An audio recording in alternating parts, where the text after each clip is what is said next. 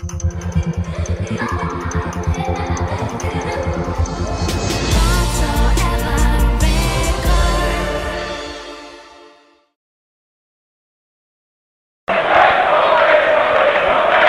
Fußball-Dienstag.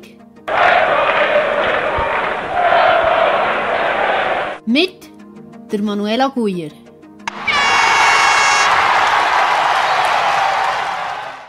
Liebe Hörerinnen und Hörer, ich begrüße euch zur Sendung. Schön, dass ihr eingeschaltet habt. Wir fangen an mit dem Schweizer Fußball. Das Ergebnis vom 12. Spieltag von der Super League. FC Luzern gegen FC Zürich 0:0. FC St. Gallen gegen FC Lugano 0:0. FC Basel gegen IB 0:2. FC Vaduz gegen FC Lausanne 0:2. Servette gegen FC Sion 1:1. An diesem Spieltag hat es 2 Auswärtssiege und 3 Unentschieden gegeben. Das Ergebnis vom 13. Spieltag von der Super League. IB gegen FC Lugano 2:2. FC Basel gegen FC St. Gallen 0:0. FC Zürich gegen Servette 0:1. FC Sion gegen FC Vaduz 2:1. Lausanne gegen FC Luzern 2:1. An diesem Spieltag hat es 2 Heimsiege, 2 Unentschieden und 1 Auswärtssieg gegeben. Zur Tabelle. Platz 1 IB mit einem Spiel weniger und 25 Punkte. Platz 2 FC Basel mit 20 Punkten. Platz 3 FC St. Gallen mit einem Spiel weniger und 20 Punkten. Platz 4 FC Zürich mit 18 Punkten. Platz 5 FC Lugano mit 2 Spielen weniger und 18 Punkten. Platz 6 Lausanne mit 18 Punkten. Platz 7 Servette mit 18 Punkten. Platz 8 FC Luzern mit 13 Punkten. Platz 9 FC Sion mit einem Spiel weniger und 11 Punkten. Platz 10 FC Vaduz mit einem Spiel weniger und 6 Punkten. Zum deutschen Fußball. Das Ergebnis vom 12. Spieltag von der Fußball-Bundesliga. Eintracht Frankfurt gegen Borussia Mönchengladbach 3:3. In der 81. Minute hat der David Abraham eine gelb-rote Karte kassiert und Frankfurt hat nur noch das 10. hoch gespielt. VfB Stuttgart gegen Union Berlin 2:2. Werder Bremen gegen Borussia Dortmund 1:2. Hertha BSC Berlin gegen Mainz 05 0:0. Schalke 04 gegen SC Freiburg 0:2. Hoffenheim gegen RB Leipzig 0:1. FC Bayern München gegen Wolfsburg 2:1. Arminia Bielefeld gegen FC Augsburg 0:1. 1. FC Köln gegen Bayern 04 Leverkusen 0:4. An diesem Spieltag hat es 1 Heimsieg, 3 Unentschieden und 5 Auswärtssiege gegeben. Das Ergebnis vom 13. Spieltag von der Fußball-Bundesliga. Union Berlin gegen Borussia Dortmund 2:1. Borussia Mönchengladbach gegen Hoffenheim 1:2. In der 87. Minute hat der Thuram eine rote Karte kassiert und Gladbach hat nur noch das 10. hoch gespielt. FC Schalke 04 gegen Arminia Bielefeld 0:1. Mainz 05 gegen Werder Bremen 0:1. RB Leipzig gegen 1. FC Köln 0:0. FC Augsburg gegen Eintracht Frankfurt 0:2. Bayern 04 Leverkusen gegen FC Bayern München 1:2. SC Freiburg gegen Hertha BSC Berlin 4:1. Wolfsburg gegen VfB Stuttgart 1:0. An diesem Spieltag hat es 3 Heimsiege, 1 Unentschieden und 5 Auswärtssiege gegeben.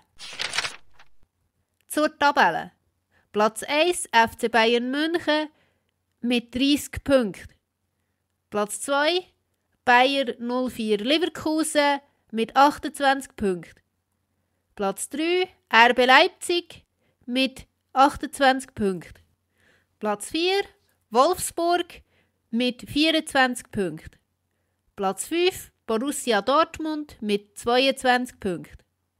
Platz 6, Union Berlin mit 21 Punkten. Platz 7, Stuttgart mit 18 Punkten. Platz 8, Borussia Mönchengladbach mit 18 Punkten. Platz 9, Eintracht Frankfurt mit 17 Punkten. Platz 10, SC Freiburg mit 17 Punkten. Platz 11, FC Augsburg mit 16 Punkten. Platz 12, Hoffenheim mit 15 Punkten. Platz 13, Werder Bremen mit 14 Punkten. Platz 14, Hertha BSC Berlin mit 13 Punkten. Platz 15, 1. FC Köln mit 11 Punkten. Platz 16, Arminia Bielefeld mit 10 Punkten. Platz 17, Mainz 05 mit 6 Punkten. Platz 18, Schalke 04 mit 4 Punkten. Zu den Nachrichten aus der Bundesliga. Der Lucien Favre ist entlassen worden. Der Trainer vom BVB ist entlassen worden. Der Ausschlag für die Entlassung hat die Niederlage am 11. Spieltag gegeben. Der neue Trainer ist der Co-Trainer vom BVB.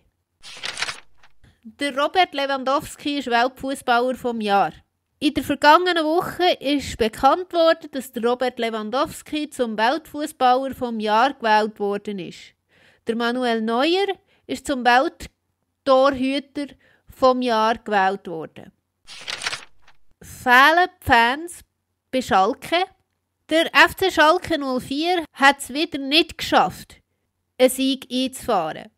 Der Rasenfunk hat das Problem von Schalke bei den fehlenden Fans im Stadion ausgemacht. Das ist gar nicht so abwegig, weil die Fans von Schalke gehören zu den leidenschaftlicheren Fans. So ist demonstriert worden, wo der Tönnies in seiner Fleischfabrik den Corona-Skandal hatte. Der Tönnies hat bei Schalke müssen gehen. Die Fans haben auch einen Brief an Schalke geschrieben, dass sie mit der Arbeit auf Schalke nicht zufrieden sind. Und die Fans werden von Schalke auch ernst genommen. Nur im Stadion fehlen sie eben. Und das könnte tatsächlich nebst der Misswirtschaft von Schalke ein Problem sein. Weil die Fans würden Schalke in einem Spiel natürlich pushen. Zum Spieler der Woche. Der Spieler der Woche heisst Josip Ayala. Der Josip Ayala ist am 4. April 1980 in San Julià de Loja, Andorra, auf die Welt gekommen. Er ist Mittelfeldspieler. Von 2001 bis 2003 und von 2010 bis 2015 hat er für den FC Andorra gespielt. Für diesen Club hat er ja die meisten Spiele absolviert. Insgesamt ist er bisher 187 Mal auf dem Platz gestanden und hat 4 Goal geschossen. Für die Nationalmannschaft von Andorra hat er auch gespielt, und zwar von 2002 bis 2017. Insgesamt ist er dort 84 Mal auf dem Platz gestanden und hat 1 Goal geschossen. Liebe Hörerinnen, liebe Hörer, geschätzte Fans, damit sind wir am Ende der Sendung. Schaltet doch das nächste Mal wieder ein, wenn es heisst, der Fußball-Dienstag. Die Sendung hier wird alle 2 Stunden bis um Mitternacht wiederholt. Und wenn ihr es verpasst habt, kein Problem, geht auf YouTube, auf WSCR Radiovision, dort könnt ihr sie nachhören. Bleibt am Ball, tschüss miteinander.